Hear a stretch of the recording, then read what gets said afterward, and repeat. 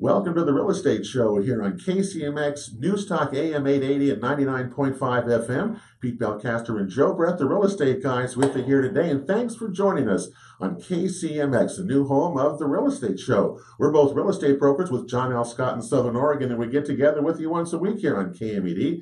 I'm sorry, on KCMX. You know, I was going to say that the first time I've said that here on KCMX. Glad you joined us here today on the Real Estate Show. I knew that was going to happen sooner or later. Wasn't that change does that? Changes in the house. Today on the show, we have a terrific show lined up for you. Two fellows who are here to talk about the market and about alternative housing. Alex Aaronson is a broker with John L. Scott's been on our show before. Nice to have you here. How are you doing? I'm doing great. Thanks for having me back on. Yeah, it was terrific to have you here. What's the market right now? Before we get talking about other things, just tell me your impression here as we're coming through.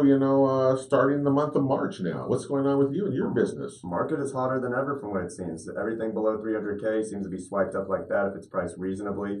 There's still low inventory issues. High demand. Interest rates are on the rise, though. I was just talking to a lender today. Heard they went up to 5%. Well, they're going to go. I think the latest that I heard nationally was going to be the average was going to be at least 4.6%, but it's up. It's above that, isn't it? I just heard it around 40 minutes ago. Well, the problem with that is that it eliminates certain buyers, from entering the market on the lower end. That's for sure. You're seeing a lot of activity though, buyer selling side. Tell me what you got going there. Well, on the buying side, in one of our last office meetings, I heard that as interest rates tend to rise, people start to buy more. Right. So, I think that's a huge factor on the buying end before it gets too heavy of an interest rate. And then on the selling end, a lot of people are listing with this low inventory market. They might be getting a little greedy, is what I'm seeing. Especially, maybe it's just my sellers. Well, I think last week, Patty Millen and Trevor Boucher were in here. Remember that, Joe? Yeah. And the thing they were talking about, that same exact thing, Alex, that sellers are thinking that they're getting out of hand. Because if you looked on the statistics pages, the one interesting stat that we really wanted to point out to you is that sellers were getting less than 95% of their asking price during the last period, which is less money for them, more money for the buyers. Which is coming down. What do you think that reason would be? Regarding, say that again, sorry. Well, so they're having that problem, with that in terms of buying and selling these things. Anyway, so we'll see how that goes. I'm not sure, but it's certainly having an effect on the market. Have you had anybody talk to you about the tax changes at all, about the $10,000 limit? Nobody really cares about that. Have you I have not heard a single bit about that. Yeah, no, I haven't either, and I think it will come up probably tax season more so than it is today. But I'm not sure about that one as well. The statistic that you've got there with us shows from Jackson and Josephine County certainly shows a big increase from a year ago over the winter months. I think a lot of that last year it was down because we had really bad weather. We didn't have that this year, and I think the statistics bear that out. That they were up over 100 sales in that period. Alex, that's a lot. That's a big increase. No, it is a major increase, as you can see in the Ashland, Talent, Phoenix, everywhere almost in Jackson County. Yep. Anyway, pending sales in Jackson County were up 28% during the month of February, by the way, from a year ago. Up 28%. That is a substantial amount, I think. Average days in the market in Jackson County, 41 days during the month of February. New listings, that's the big issue. They were up 8%. So we're still outselling. There's more sales taking place than there are listings replacing them. And that's been a trend that we've been underway for quite some time. The statistics that are interesting are the new home construction. What does it show? What does it show you there from the two areas of new home construction during the winter months? It's really I don't know what it would be. You see that? I'm trying to look for it, but I remember last time we talked about it at our office meeting too. The new construction is what's interesting about it. Let me just take a quick peek around this side. I think it's between that and in the area of distressed properties. Really here. New home sales in Jackson County were 66 during that 3-month period, 52 a year ago, up 50% in price from 5 years ago, and the median price of $317,000. We had a lot fewer rural property sales, by the way, in December through February this last year in Jackson County. Their value, though, is down 3.7% overall. And if you have you noticed, I've noticed a lot of cannabis farms on the market. I'm noticing that as well. A lot of them A are lot of coming up them. on the market. It's almost getting too competitive It, in that range. and people now, what we're seeing now is people don't want to live near them and don't want to buy Mhm. one. They're not as profitable as I think is what you're seeing. So we're seeing a lot of that. We're going to see. There's still, by the way, only 760 properties in the market. Which, when we in our show, even during the bad times, there was well over 1,000. So you see, the inventory is so shrunk that Mhm. it still continues to dominate the thing of what we're doing. And I don't think I don't, unless there's going to be some crazy, well, March, April, and May, they're still outselling more than are being replaced. So again, sales are outstripping the new listings that are coming on, even though they were up in Jackson County by 8%. Pending sales were up 28%. See, you're losing 20% right there. And there's not a lot of places for the sellers to go. No. That limits No. their options and their eagerness to get into the market when they hear of shortage of inventory and shortage of options out there. Yeah, and that just shows you just what a problem it really is. So anyway, we'll see how that goes. I'm always surprised. What else do you see out there that's going on? Alex works with a lot of younger buyers, millennial buyers, and when you think, the reason part of the success, according to Jim Remley, who's our principal broker at John L. Scott, one of the home ownership, is up in the United States we're up from 63 to 64.3% in the last year. And a lot of that is millennials, young people buying properties. And what's the reason they're doing that? I think they're sick of paying off someone else's mortgage. Well, they are that. What else would it be that would make that also there? Is that they're the people? Anyway, there's a big problem out there with that, and they're beginning to hopefully figure these things out. Well, there's multiple things they're thinking about. I mean, I'm one of them, that decide to buy a home, and I think the interest rate starting to go on the rise is a big thing before they can even, once it hits 8 to 10, they can't even qualify. They don't have that much down. And remember, monthly. Right, part of the thing is that they have jobs. Mm-hmm. The economy is doing so well that the millennial generation is able to buy a house now. I've got clients who are in that exact position, doing that exact thing because, as Alex said, they've been paying and renting. And they can now afford to buy a house more than they can rent because the rents have gone sky high. Yeah. And look at all the protests going on around rents increases in our valley. Yeah. It's not a very pretty picture at all. And what else stands out? And I always like looking at these just to tell buyers and sellers the areas that you're doing. In the snapshot, why don't you hand me that sheet, that one there. In the snapshot that we have of Jackson County, this is by price, and this is what the month supply, which we go by that a lot. It's still, as Alex points out, Joe, in the 150 up to 350,000 category throughout the county, there's only a little over a month's supply. That has not changed much. It's maybe gone up a little bit, but not very much. And my 3 buyers I'm working with in that category have experienced that for months now, literally. Right, they're all in that big category, aren't they? 350 to 500,000. There's a 2.2 month supply across the county. But when you go up into the luxury market again, you've got 9 months, 6 months. You've got a lot of supply. So we have 2 different markets going on at the same time here. You got a crazy market going on down below, which would you have a seller's market at that point because sellers are getting most of their price. But once you go up above 500,000, it's the buyer's market because of the inventory that's out there. And so you got 2 different markets going on at the same time. I think it's kind of, it's interesting how that's working. You think that there's anyway, I find that to be a good, healthy thing. Right? I think so too. Right? Well, we'll see. I'm not sure how far it will go, but we're going to find out, right? New listings. The interesting part to me about new listings and what's been selling, it's all over the board. Each town, Ashland is different than Medford in terms of those stats and what's selling and what's not. And there's no one particular area that seems to be higher or lower than the other. They just continue to go. Just this week, even in the Mail Tribune, they were noting that the new home prices are continuing to climb and to rise. And again, it just kind of puts pressure on the buyer's market out there unless you're coming with a bunch of equity or you're coming here for one of the really good paying professional jobs. Boy, those homes are really getting up there and out of the reach of a lot of folks. Yeah, well, month supply of inventory from a year ago is down 31%. That just continues to tell us why we're seeing higher prices, and the pressures continue on. And statistics never lie. I always say we can always speculate and interpret them differently, but the statistics themselves certainly don't tell us a story of what's going on in our valley. Well, Sean Maroni has been standing by quietly as we've been yapping over here, and Sean is the owner of Southern Oregon Tiny Homes.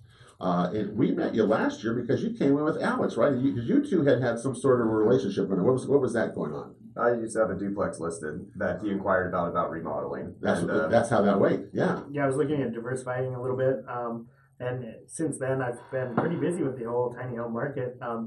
Hearing these statistics about our housing market right now, I mean, it's a perfect storm for smaller houses. Yeah. Well, we sit here year after year now. We talk about alternative housing. Where do you go, Alex? Where does a young person go today to buy housing?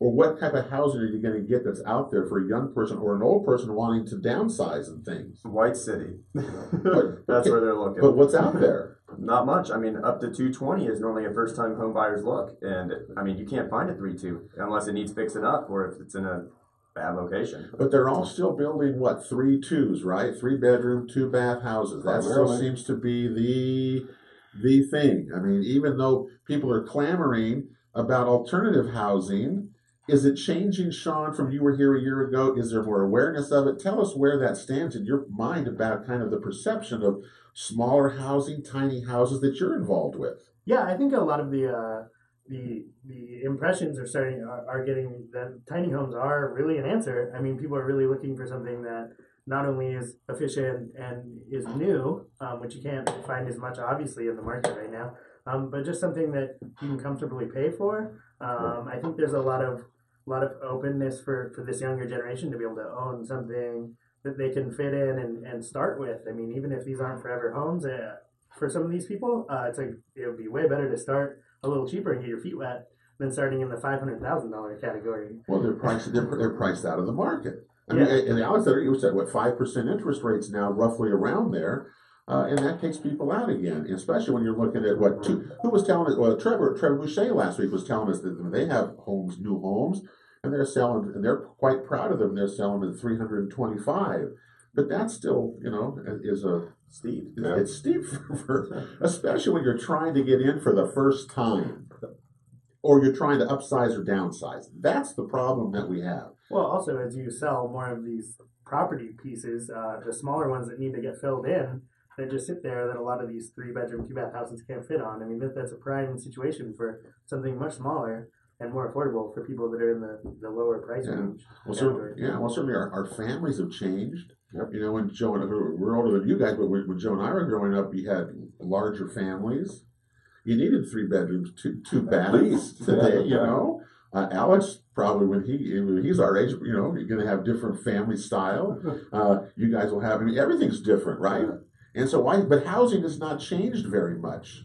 It's still the same kind of 3-bedroom, 2-bath, 2,000 square feet or whatever it is, and we don't have anything left for anybody else, and that's really a big problem. Okay, so when people in the valley think of tiny homes, they're going to immediately go to Jackson County's venture, with the homeless. Yeah, and that's not. I'm sorry, the city of Medford. That's not what you are about.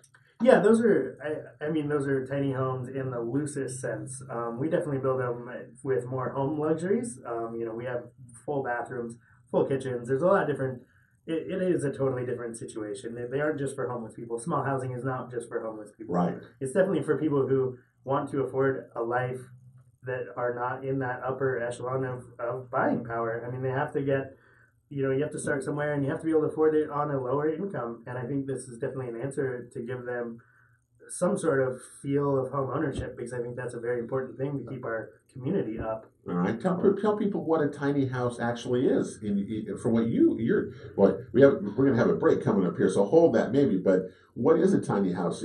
What are they? The amenities that go into them, because that's what we're talking about, Joe. Remember that we were just shocked when you were telling us when we first heard about them. Because they're more than the impression that people have of them, don't you think? No, and does it change? I could see one in my future if I don't live full time in the valley here. I'd love to have a little place to come back to that I could just land in for the summer months and my favorite months here, and then be gone to Arizona. So I wouldn't, it would be feasible to have a second home that just could serve your needs in a very you're comfortable way, but not take up all the mortgage and all the you're talking maintenance and all the things that go with that. But you're talking a second home, and that's okay. But we're talking primary. Well, I've got another tiny home in Arizona, is what I'm saying. I want it each end. All right, we got the break coming up here. The Real Estate Show. We're with Sean Maroni and Alex Aaronson. We're talking tiny homes. We're talking the real estate market. A whole lot more when the Real Estate Show continues here on KCMX after this. And welcome back to the Real Estate Show here on KCMX. Pete and Joe, the real estate guys, with you here today. And thanks for joining us on News Talk 880 this weekend. Of course, you can check out any of our past shows at realestateshoworegon.com. They're all there available for you to watch. We hope you do. We had some terrific shows in the past months that are all out there. Of course, now we've switched into video too when you go to the Real Estate Show Oregon. So haven't we improved, Joe, over there? We're either getting smarter or dumber. I'm not sure which yet. Technology is helping us be smarter. Yeah, so you're going to have those problems. Our guests today have no problem with all this technology stuff we've talked about here on the show. We're talking today about tiny homes and alternative housing with Alex Aaronson, who's a broker with John L. Scott. Been on our show before, along with Sean Maroni from SO Tiny Homes, who we met a year ago with Alex and talked about alternative housing and what was out there. And, it was so surprising because we didn't really know anything about it. And what we've learned from Sean has really been interesting. And Alex, we haven't sold any of these, have you? You haven't done that, yeah? I haven't had the pleasure yet. I haven't either, but I sure talk about them a lot. Mm-hmm. I find myself talking, Sean, about what you do a lot to people. And I like that because there's a lot there. Yeah, I think it's we're definitely, since we are kind of newer in the market, we're just now kind of getting where it's more user friendly to get the pricing out and kind of get more information out. I think a lot of the government moves are kind of leaning towards some smaller housing, I kind of anticipated it, and it's starting to work. I mean, we still have some roadblocks as far as the trailer tiny homes, making them a permanent dwelling. That's there's still some uphill battle in that. But I mean, really, just seeing people in something small like even 700 square feet and down is really awesome to me, and I think it fits in a lot of categories. Either ADUs down to their own standalone houses, even on foundations, is something that just watching people shrink down the amount of money they're spending in initial builds. All right. So tell folks about what is a tiny home. When someone comes to you or you're going to visit with a potential client, Sean, tell us what you say, because people have a misconception, I think, about what this possibly is. So tell me what you tell folks. Well, I think a tiny home it can really get broke down into two classifications depending on what you're talking about. Okay. You're either talking about the tiny homes on wheels, or you're talking about them on a foundation. But I really feel like the classification should be in my world, under 700 square feet. More square footage based than whether or not you can move them or that kind of thing. Yeah, because not all of them need to be moved. I mean, you still want to build equity potentially on a piece of property. I mean, there's a lot of variables. I mean, the trailer one works for a lot of different lifestyles. It allows you to move around with the job markets being like they are, and having to shift around, and life changes all the time. We all know that.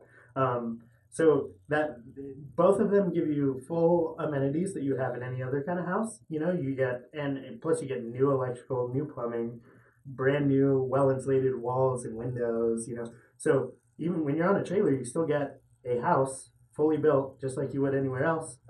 But it's movable with a truck, which is pretty cool. It's movable with a truck. Yeah. How many houses do you know that move around? Well, they're not. But the amenities you have in them were striking. And some people, people order. Really, no. It's what? What I'm hearing is, yeah, I could just put my tiny home on the truck in Arizona and bring it to Oregon to my lot here. Yeah, I don't even need one at each end. Yeah, absolutely. I'm with the same one. Yeah, and actually, we got really lucky. We got a break. We're going to be on DIY and HGTV network. Excellent. The DIY one will be showing on March 29th. We're on Tiny House Big Living, which is pretty awesome, pretty amazing for our Tiny company. House Big Living. Yeah. So you actually get to see a local one that gets built on national television, which is so you're going to be awesome. You're going to be building one of these houses on national TV for people. Yeah. Right? Yeah. Wow. That's pretty. And it cool. got set down in Grants Pass, and we got to do the whole filming thing, which was super amazing to get. It's kind of surreal to have the camera crew come out and do it. Yeah. Yes. And we got to. It's cool because we get to show people even in Southern Oregon and broader range, what we can do and what the amenities actually are. And we got to do a really cool one. So. Because that's always one of the big things, right? Alex, is amenities in homes, right? I mean, that's what people really want. Yeah. All right. So, what kind of amenity? If you're talking a tiny home is roughly 400 square feet, is that what generally? On wheels, yeah. And the one we built was 400 square feet. The one on there was. Okay, you're building a four, and is that the more or less the I don't want to say the average? Is that what the demand is, or the market is doing, or are they a little bit bigger? And the reason I asked that, Sean, Ashland's new ordinance, the new cottage housing ordinance, has them at 800 square feet or less. Is that reasonable to you? Yeah, I think that gives you plenty of room. I mean, if you gave me 800 square feet to design it now, it'd be a mansion as far as tiny. Because you're used to you're used to the smaller one. Yeah, I mean, I can cram a lot of stuff in 800 square feet. Let me tell you that. I used to think like 400 square feet would be maybe a challenge, and now I'm like looking at designing some of them in 200, 150, 170 square feet, depending on price range, and it's just amazing what you can fit in that space. So when you get into 700, it feels giant. Can make it feel giant. All right, now Joe, you go to. We always give Joe heck because he goes to all the planning commission meetings. You know, from here to Grants Pass and Medford and Jackson County. Anyway, this has come up now a lot. I mean, this is not. You used to never hear this, right? Now you hear more about this? Yeah, our communities are addressing the need for housing, how they can best use the space. You know, they just went through the urban growth boundary exercise for all of Jackson County with the regional problem solving. And what we found out that the projections for growth are going to overwhelm even what we put aside for the next 20 years and even in some of our 50-year plans. We've got to be proactive and looking forward to how we're going to accommodate the people that are going to move here, the people that are going to just be born and stay and grow up here as well, as our population grows. I'm waiting. Who's going to be the builder? I'm hoping me. I'm Well, actually excited to hear. I'm excited to hear the numbers and hear the way planning is working. Okay, well, it's good to hear. But who's going to be the builder then? Maybe it is you, Sean. Who's going to be the first one to actually put in a neighborhood or something, a development which includes some smaller homes, smaller lots, smaller places? Nobody so far has come forward, right, Joe? Is that right? Have you? Not Nobody's any that done. I know that are in the works. We have been working. I have two customers right now, one in Ashland and one in Medford, that are approaching the city planning department to put one in as an ADU permanently. So I'm going to be watching that closely. I'm also pretty deeply involved in that. And it seems like with conditional use permits, to run one at least, to see how it goes. I think it'd be good to at least get one as an ADU. And then I think you start breaking down the barriers with it. And I think ADUs are where the most attraction is right now. It's additional dwelling units on those things. Alex Aaronson, how much when you sell, does an additional dwelling unit add value to properties, or do people care about those, or is it too much? You think about ADUs? What do you think? Most certainly does add value to the property. I mean, to not only help on your mortgage, but for like a mother-in-law suite, you know, to have separate access. I mean, they make it into a shop. It's just a whole new house in a person's eyes. Yeah. But there's not a lot out there, are there? No. When you think about all the houses that are out there, I mean, and we go on tours all the time, you rarely see additional dwelling units on them. But we need them so much, so badly. Yeah, I think that has to change here pretty soon. I mean, we're as far as property is going, with the market being like it is, some of those millennials that can't really move out still need a place to be, and they don't want to live at mom's house forever. You know, and not being able to find a house to get. I mean, there has to be other options, and I think we need to start opening our eyes to a few more like options in that. As long as it's not like the grandparents' property or backyard. Yeah, that's a little too close to home. Well, I'm just thinking that people who have some space. That additional dwelling units, if you want to, the thing is, government is coming this way now. A year ago when you were here, I don't think we talked much about it. We just heard about the homeless camp, the homeless deal, the village. Right. And now we see a lot more activity taking place. Ashland's new cottage housing ordinance, 300, I was in a place with 320 square feet, and you can sell it. You can sell that little piece of property off now to encourage home ownership for single people or people who work, who can't afford to live in larger homes. It's going to create a whole new market, Joe. I think it's going to create a whole new market. I really do. City of Medford had just formed a housing advisory commission that's going to look at issues like this and try to move those Forward. on the council's radar so the city can remain to be proactive. They've got a construction excise tax that the council has passed that really is going to generate opportunity for affordable housing through the Jackson County developments, some of the housing authority. But we still have some needs in the private sector development. Yeah. You bought the city of Medford's line, didn't you? That we're going to tax that new construction because it's going to make more new construction. See, I'm not on the council. I didn't cast that vote, nor can I say that I would have been looking at that pretty hard. Yeah, well, I was going to say with friends in the industry that we know. I can hear Brad Bennington next time he comes in. He can have a coronary over that. Yeah, well, because it's too. You tax. Anyway, but that's a whole other thing. I'm just worried that there's still nobody's come forward until someone does, but it's going to create a whole new real estate market. These cottage industry, cottage things, and especially if you can sell them off, as you can in action, you can sell the different pieces off, which is to me kind of. It took me a while to understand that. But again, small houses, they got to be 3 to a lot. They got to be no more than 800 square feet. Is the Ashland ordinance. And Medford is following suit there because you can't keep spreading out. You can't keep building what people, I shouldn't say that people don't want because Mahar is selling every house that they build up there. It's sold. Yeah. And the prices they're getting for them are $500,000 and more. That's true. So, I say, well, so maybe it's because they can't make enough money on them or what, but it also opens up opportunities for people like Sean to do this. Yeah, I really do. I think there's got to be a little more urban infill eventually as we grow to be a bigger city. I think people start to realize that that's really how cities start to grow, and like you get functioning transportation and a lot of other things that come along with that. I think I spoke about that last time. Yeah. I think as you get more urban infill in some of these spaces that you can't use, and maybe grow some of the home ownership in some of the lower income areas, I think that really sparks community feel inside the city, which we need. I think it's a good thing. Well, it's happening. It's going to happen. It's going to continue to go. Medford certainly has a lot of space infill. So does Grants Pass. Don't you think there? There's a lot of space to infill to allow for additional dwelling units or cottage housing. It's going to be the thing. We talk about vacation rentals. How much we talk about that? How that's changed the market.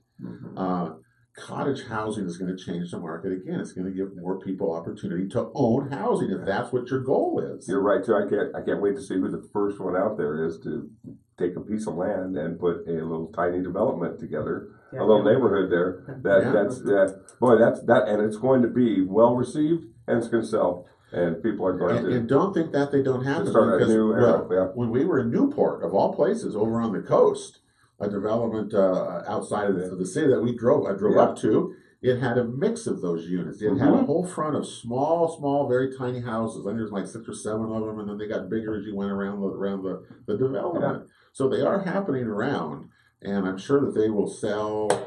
Well, I wish I could sell a few of those. I wish I had some to sell. Yeah. Alex wishes we had some to sell, don't you? Because we can certainly do a lot with them. Amenities you talk about in these things, you really can get anything you want, right? For the price, right? Yeah, you get all the same things. We can fit dishwashers and washers and dryers and bathrooms and full fridges, the whole deal. On the April 28th, we're actually having a show at my shop where you could see 2 of them done. So you could at least check out what comes with it, just to see the difference.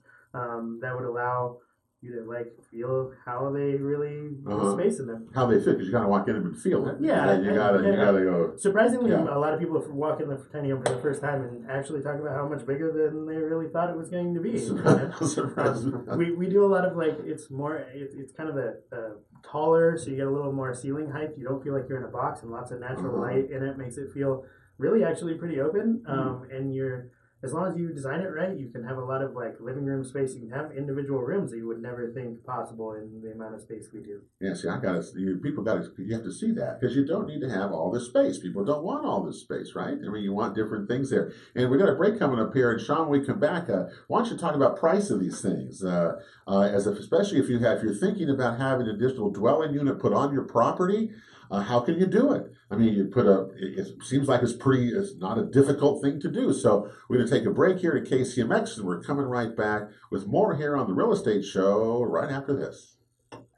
And welcome back to the Real Estate Show here on KCMX this Saturday, this weekend. Glad you joined us. Pete Belcaster and Joe Brett, the real estate guys, with you here today, having an interesting conversation about alternative housing with Alex Aaronson from John L. Scott Real Estate Broker and Sean Maroni from SO Tiny Homes. Next week here on the Real Estate Show, we're going to talk about the Rogue Valley Association of Realtors Food and Wine Classic and Access's great program for first-time home buyers and for help with closing costs. So that'll be on next week's show here. This is like March, This is like spring break month. Can you believe that? I didn't go anywhere. I'm not going anywhere. We should be here selling and showing homes is the hopes, because we're getting into the prime time. Yeah, the three busiest real estate months of the year: March, April, and May. Now, last year I don't know about that because it was they were busy the whole year was busy. I don't even know if that was true anymore. And the limited inventory has limited the busyness. For both of these last couple of years. So, it's interesting how that whole thing. Anyway, we're with Alex Aaronson and Sean Maroni talking about tiny homes. And before we left that last segment, Sean, I was going to ask you about price on a home, because again, if I want to put an additional dwelling unit on my property, which I think people should do. If you have the ability to do that, don't you? I mean, I really think that's a smart way to earn income on your property, or to have an ability to do whatever you want with that. But to put them on a foundation is the big issue, correct? You got to put them on a foundation. Well, I mean, yes and no. All right. We have a engineer that can prove an alternate building form by tying it down, basically like a manufactured home. Okay. So that's an entry potentially with the trailer situation. Okay. I actually have a customer right now that is trying to do it as an ADU, and the reason they want the trailer one is because they don't want to bother their tenant in the front with all the construction. Oh, okay. And so they want to just be able to just roll one in, and that's the main drive that they have with approaching the city for it.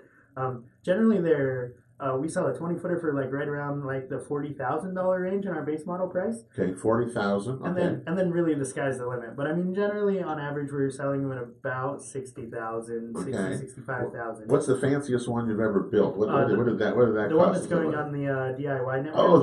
That one was 150,000, but it had rain sensing skylights and the automatic garage door. It was wired for sound and internet through the whole thing. You were just showing off. Stone countertop. I mean, he basically said, "I want everything you can. Give me the coolest one you can," and we did. We knocked it out of the park. You just went nutty on that, didn't you? Absolutely. Everything you could think of. Open-ended budget. Yeah, what artist wouldn't want to have that? Yeah, right. Oh, and it definitely feels like an art form, and and I love that I get to see it on national television. It makes me giddy every time. Yeah. That's pretty interesting. It is. Well, people do have to see them, and again, when we've got clients that are moving, if you're moving up, not necessarily moving out of your parents' house. I shouldn't say millennial type things into a small house, but really for seniors trying to get out of their houses.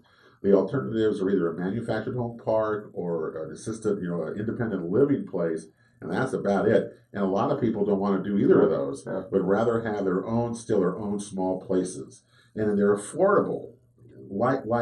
That's the key to them, and you can rent them or you can use them. So you can use these types of housing in a lot of different ways.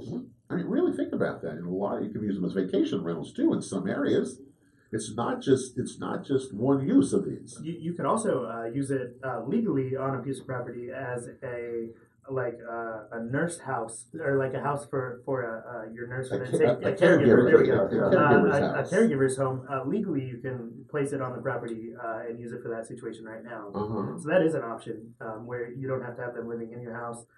You at least give them some privacy, but they still take care of you on site. That's kind of a cool. good one. Thanks for that. I'll pass. Sean. No, I might do that. I might be wanting to do that. That may make more sense, Yeah, we're a little closer to age that you consider things like that. So and you two are moving up, and we're kind of moving down. Well, I'm trying to push for that. My parents are getting up in age too, and I would really like to actually get them on a property. I want to do like a remodel on the house ADA real quick, get them in it, and then build a tiny home for myself on the property so I can actually care for them. Because I need to have a plan for them, and I'm not made out of money. I can't afford to have someone come care for them, and I think it could keep me on the property where I could do maintenance and take care of everything that's going on. and it allows me to efficiently get on a piece of property in a tiny home. Okay, do I have to pay cash for these, Sean, or can I, or are there any financing for them? Good question.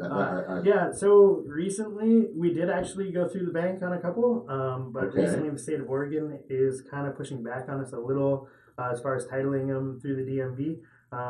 So the American Tiny Home Association is actually pushing back with a few state senator and a representative who are really pushing to change that back. So as long as I can get a title through, right now I can finance them outside of the state of Oregon only. Okay, that's so stupid. Yeah, I just right. so stupid.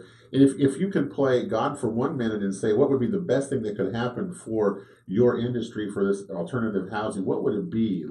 Oh man, if I could have anything. The number one thing that would improve people's access or this to these homes. Yeah, I think really just Oregon allowing building code representatives to inspect them, to allow them to be more than just an RV, which would allow them to be financed in lots of different categories. So you get Right. And they could be financed like a manufactured home on land. Yeah, well, You know, on land, like they could be financed. as we move forward, yeah, right now Right. currently I can't. But right now that can't be. Yeah. But I could put them on a foundation though, and I could you could build one, take it to me, put it on a foundation, and it would work, right? Yeah.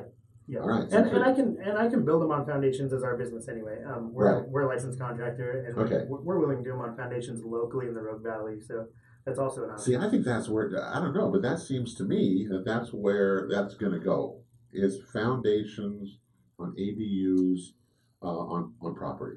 Yeah, I mean, does that make sense? Yeah, You and not think everyone so? wants to move their house around either. And No. and so like you actually potentially gain more value on a foundation situation if your life is more set to be here specifically.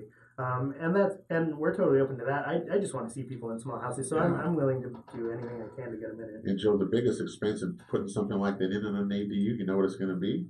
It's the permits. Yeah. Yeah, The cities are going to just whack you on permits. It'll be more money than it will be for the cost, I'll bet you, of that of the actual. Well, that might house. be, that might be a stretch. Do you think I'm stretching that? I think it's like 10 or 12,000 something. Ooh, yeah. You know, I that's think still the a lot. permit Still a cost- lot no, of no, money. it absolutely Right, is. yeah, 10%. yeah. I think this Price. actually chokes out the ADU market Yeah, a little bit. yeah. I think they need to Very well reassess could, that yeah. because I think long term, I think it helps them out a lot more than the initial permitting Sure. cost. Yeah. Well, you Yeah. certainly Yeah. on I'm not a ADUs. city official either. Yeah, well, on ADUs, We have to run you.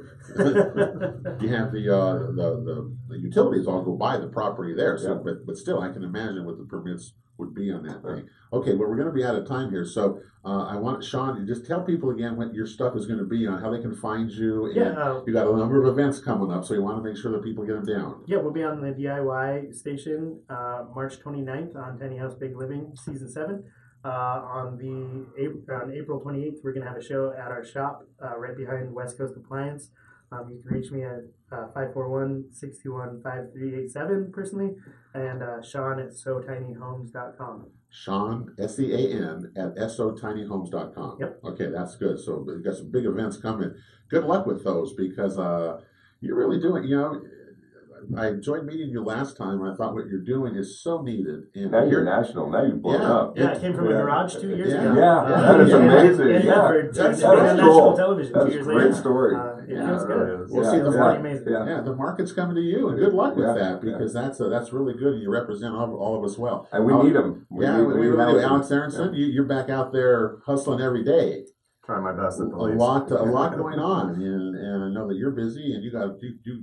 Well, Alex was on the board at John L. Scott this last week because you had one heck of a last month. I mean, like a bunch of listings. Good for you, man. Thank you. Alex single-handedly took 10% of the listings, on the thing last month there out of it. Alex is young and motivated. He doesn't play. He works. He works. That'll do All it for the the time. real estate show here today on KCMX.